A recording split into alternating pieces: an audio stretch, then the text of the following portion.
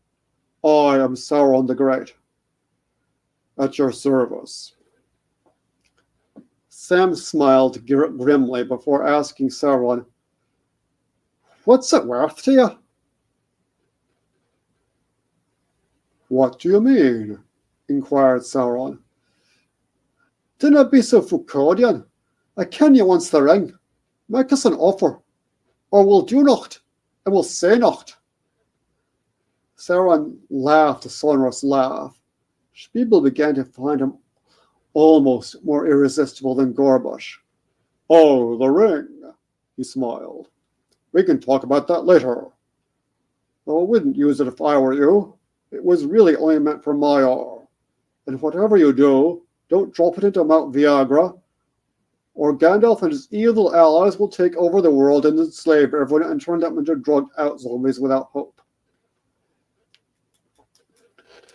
The hobbits gasped, but Sauron, after giving them a sad smile, continued unperturbed. I would also avoid using the file in your place, as it was the creation of the evil Fëanor and works his will. But at the moment, I have to give you important news, for none of you is the insignificant halfling he or she appears to be. Except for you, Gullible.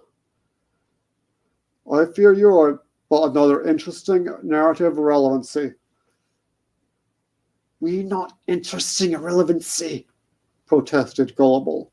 We Gullible the Great, the Gullible, seduce girls 10 times a day. John Giovanni, who bedded 640 women in Bree, 231 in Gundabad, 100 in Rivendell, 91 in Trollshaws, but in the Shire, but in the Shire, 1003, 1003, 1003. Relax, said Sauron. We'll give you a free Mordor credit card as compensation for not being anyone's descendant. Maybe we can even put you in charge of the Shire or something. Gullible seemed pleased by this notion, for he began to mutter, We shall see, my precious. With credit card, we'll pay her back. We'll pay everyone back. Indeed, said Sauron, smiling a mysterious, ambiguous smile that could have meant everything from civil acknowledgement of Gullible's somewhat deranged response to a cynical, even sadistic amusement. Let us be at ease, he continued. Fermented bat's blood? He held up a bottle of some nasty black liquid. The hobbits all agreed with alacrity, and Sauron poured drinks all around, starting with Spiegel, to whom he handed a glassful in an elegant mithril demitasse adorned with barrel wings. The vintage is excellent. It's been aging ever since the forging of the ring. Let me check for 1 second. There.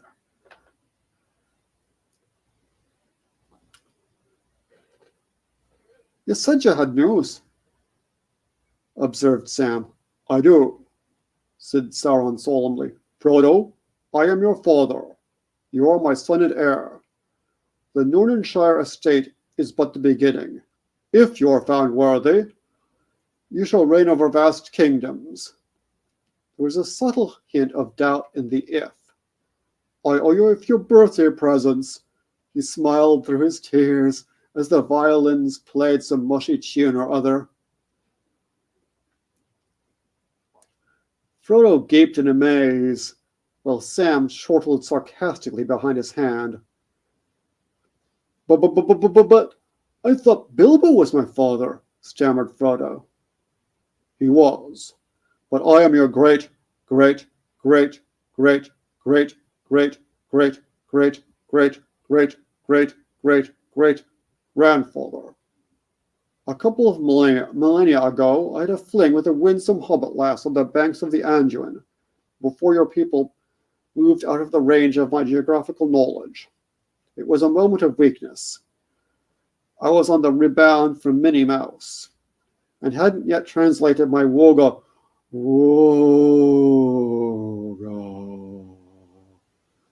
with Shelob into something more or less permanent. And ouch, Shelob makes my hands itch. He stopped for a moment and orcish kissed Shelob, fondling her passionately. After about half an hour, he resumed. I thought of telling my hobbit descendants the truth, but never found anyone who seemed worthy until I heard of you. Even with you, it's a bit of a stretch, but if you stay away from drugs, straighten up your sex life, get indoctrinated out of your aristocratic ideological prepositions, pass the test of governing the estate in Lunenshire, which we're turning into a collective farm, and develop something remotely resembling moral fiber, who knows? Greatness may yet be thrust upon you, my son. The hobbits maintained a stunned silence, but Sauron continued his exposition. Yes, one reason I wanted you here was to protect you from a murderous plot hatched by the drug cartel, run by Gandalf, Elrond, Tom Bombadillo, the Talking Folks, and the mysterious brute of Bucklebelt, whose identity I have not yet been able to determine, and possibly Galadriel, though my groping got me nowhere with her. Shelob gave a baleful glare. "Oh, great leader!" cried Frodo, kneeling. "How can I get rid of the vial? Is there no briar patch into which I can toss it? And why did Galadriel ever give it to me? He has inflicted upon me a really embarrassing curse." "We'll give it back to Moglor," said Sauron casually. "It's his, he wants it, and frankly he deserves it. As for Galadriel, if she cheats on her husband, she can also cheat on you." "But Elrond," began Frodo. "Yes, I know all about that. Having a very effective intelligence corps, but since he's not the rightful ruler of Rivendell, we'll just consider his little document null and void." "Father," cried Frodo joyfully, "you are gracious to me beyond my desert." "We want chocolate, my precious," interrupted Gullible, his eyes turning purple at the mention of dessert. Silent orc servants deftly carried out Don Giovanni's wish, as Sam continued to scowl. "Well, if this fineness, effeminate bourgeois decadent, is the descendant of Sauron, I suppose I'm the scion of Fëanor." Sam could not quite repress his sarcasm. "Not quite," said Sauron with a smile. "However, Lenindil, for that is your true name, you are the descendant of Isildur."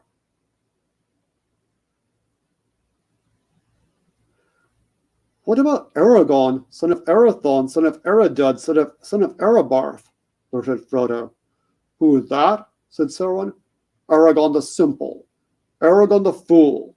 He had just enough wit for the part Gandalf had appointed for him. But as for his lineage, it's forged. The truth is, he's Butterbur's bastard brother, the son of Ted Sandyman and Golbury." "And who, pray, do I manage to be a descendant of Isildur?" "It's easy," said Sauron.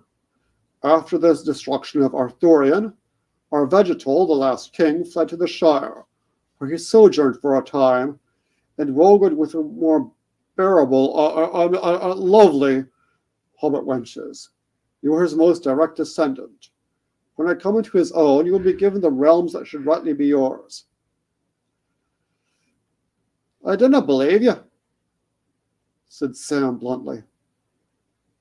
"Very well," said Shelob. "Suit yourself. Don't rule the reunited kingdom and eradicate injustice using your powers to further the revolution. Be a good servant and help nice masters. Search within your feelings, said Sauron. You know that what I say is true. Besides, would it not be better to be an instrument of peace between me and Gondor? He urged. We have rather had our differences over questions like universal health care, flush toilets, the relative musical merits of Casa Diva and When You Wish Upon a Star, and who should own Dunbar, land of the flying Mumox. Not to mention the fact that Isildur stole Minnie from me. On hearing the name Minnie, Shelob stuck a couple of pins into a female voodoo doll. Sauron laughed and tickled her. Sam was impressed. Stars and glory, he cried. Universal healthcare. The elves would make a song about that if they'd heard of it. And if they had any decent composers, murmured Sauron sotto voce. In the Shire, continued Sam, you'd be lucky to get a witch doctor.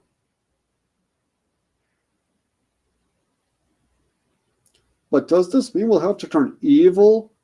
Whined Frodo. Sauron laughed long and merrily. Evil, he repeated.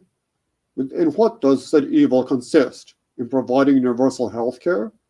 In being incredibly sexy, albeit in a sinister, Scorpio-like way? I have defended my own realm and its people against the genocidal elf caciques and Dunedain narco-terrorists who sought to wipe out the orcs. Do genocide and narco-terrorism not strike you as evil? My goal, on the other hand, is enlightenment and civilization. Indeed, my dream is to spread the glories of bel canto opera to every corner of Middle-earth. He began to sing an obscure Donizetti aria in a voice of such beauty that Spiegel, along with every female orc in the building, swooned, and Shelob began to kiss him passionately, and blah, blah, blah. Rather than being evil, he added, I prefer to think of myself as ambiguous, polyvalent, indeed intertextual. He handed Frodo the book entitled Nymphomaniacs and Their Ways, a porno ethics of existentiality. Take it, he said. It's yours. Thank you, Father, said Frodo. Now, could I but wed Frou-Frou the fish, I could die happy. We'll talk about that after the war, said Sauron, or at least after he got rid of the file. You aren't really yourself just now, I realize, he sighed. After patting Frodo on the back, Sauron looked thoughtful for a moment.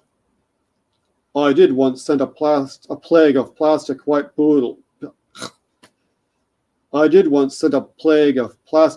beagles with black spots to Gondor.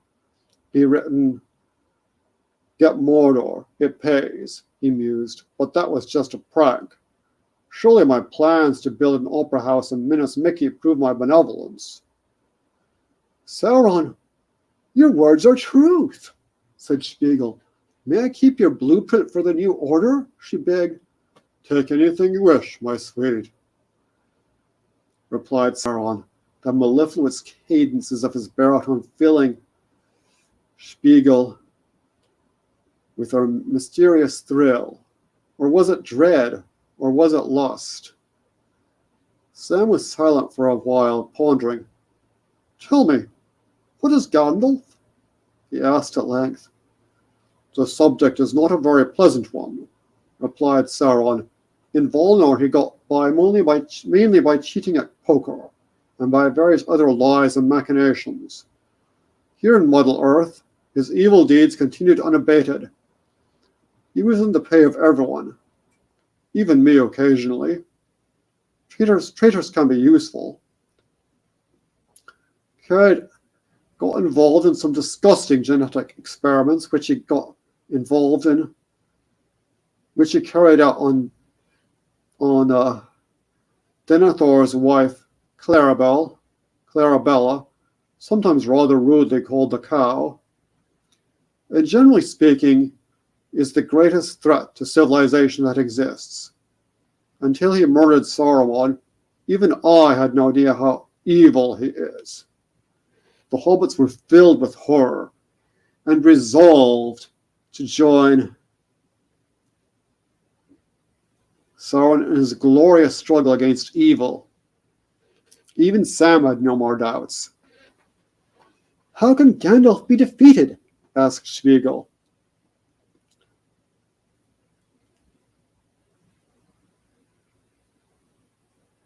"It is difficult," said Sauron gravely.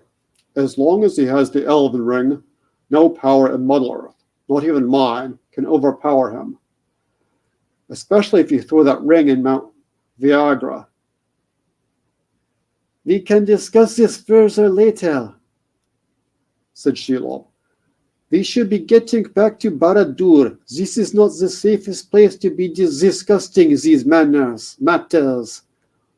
"You're right, my little Morgul flower, whose blossoms unfold like a song of pure ecstasy," replied Sauron, rubbing his hand.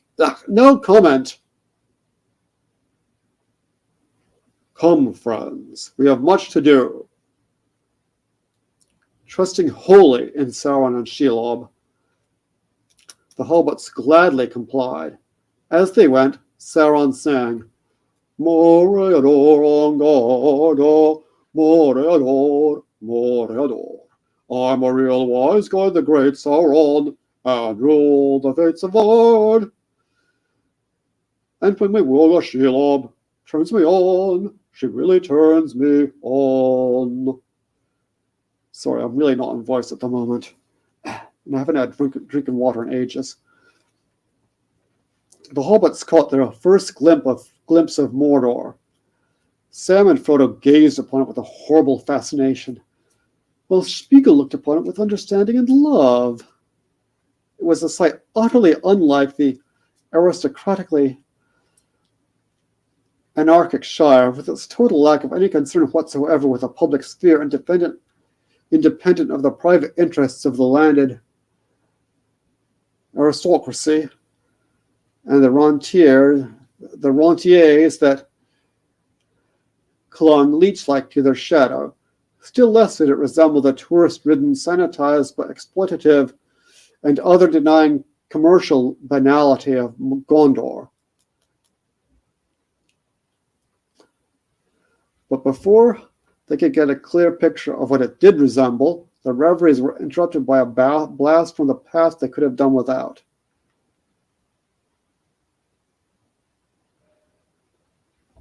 Suddenly they heard a dreadsome song likened to an exhalation of pure evil that Frodo and his companions remembered only too well. "Tom Bombadil, Tom Bombadildo, you're in your ways, you're in my ways, well, I'll have you killed-o." Mixed with this music of iniquity, they heard Boromir whistling his battle cry, "Hi-ho, hi-ho, our home is Numenor." These deadly foes attacked the hobbits in the company of evil narco-terrorists. Upon hearing the cry, "Goons, hired goons," Sam lost all consciousness from the force of the onslaught and passed out of all knowledge. And that is that. I hope someone will enjoy this at some point. For now, I am going to have to wish you a good night and rush off and do things. Have a riot.